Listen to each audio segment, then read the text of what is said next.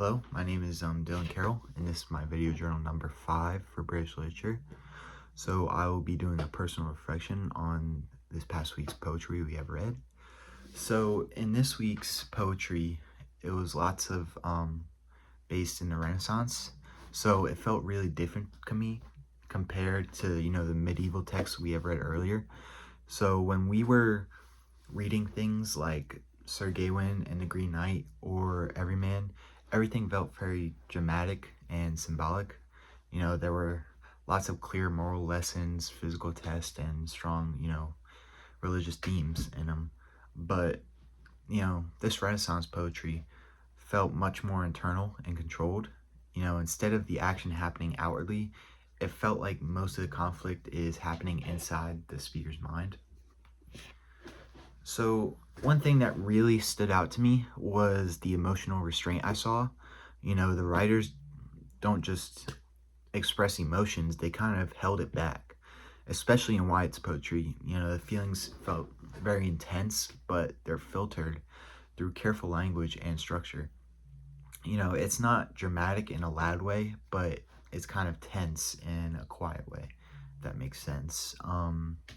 The contradictions in Petrarch love story kind of felt like loving and suffering at the same time, but it made the emotions feel complicated instead of straightforward.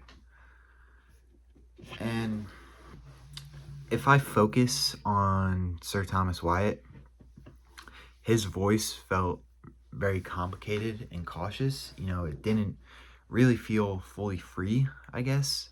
It almost felt like he was holding on to something or holding back on something, which made sense considering he was writing in Henry III's court, where, back then politics were very dangerous, or could be.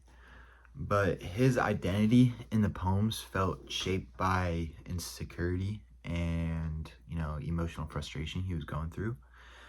But the speaker often seemed trapped, either in the love or in circumstance. And, that made the tension seem like the voice was very controlled, but also unsettled. As well, so the poem that really stood out with me the most was Wyatt's because of the emotional conflict, and it felt very relatable to me.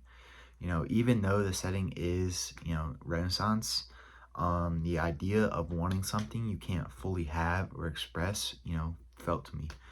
The reading that I really found most challenging was probably Surrey's, because, the tone felt, I guess, more polished and balanced in a sense, which made it very hard for me to connect emotionally at first. And lastly, as the course is moving, deeper in this semester, I've noticed I'd have to slow down more with my reading. I used to be quick with it, but it really didn't work out with me. So, I just couldn't really understand, I guess, what happened. So I have to think about, I guess, why it's written that way. And, one thing that's really getting harder for me is unpacking, I guess, the tone and differences in voice when reading these poems. But what helped me with this the most is rereading and asking myself, like, who the speaker is and what position they were writing from. So saying that, I felt like I'm really starting to see, literature, I guess, less as just stories, but more as, identity and reflections. Thank you.